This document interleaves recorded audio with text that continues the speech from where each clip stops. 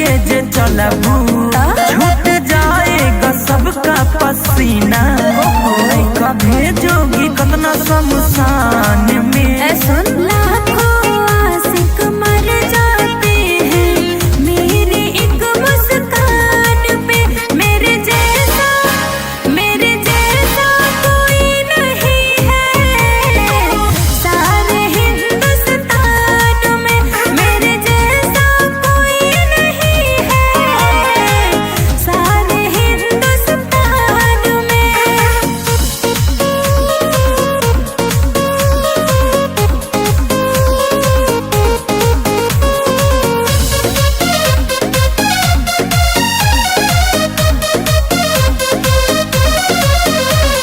गली गली में चर्चे मेरे इस पे मैं इतराती हूँ।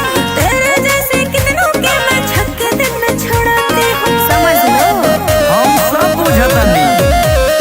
गली गली में चर्चे मेरे इस पे मैं इतराती हूँ। तेरे जैसे कितनों को मैं छक्के दिन में छुड़ाती हूँ। मैं तो तेरा दीवाना हो गया, सुन लैला मस्ताना हो गया। चलो पिक्चर दिखाए तुम्हें हाल में। लाखों आशिक मर जाते हैं मेरी एक मुस्कान पे। मेरे जैसा कोई नहीं है पूरे हिंदुस्तान में। मेरे जैसा कोई नहीं है पूरे हिंदुस्तान में।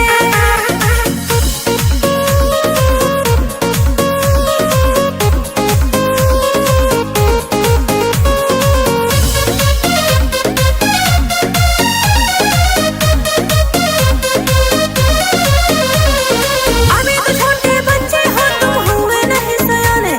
ठीक से तुमने पढ़ा नहीं है प्यार के फसाने। समझे अभी तो छोटे बच्चे हो तुम हुए नहीं सयाने। ठीक से तुमने पढ़ा नहीं है प्यार के फसाने। तुमको अपना शिवा ने माना है, विकास शिवराज जिन्हें यही जाना है।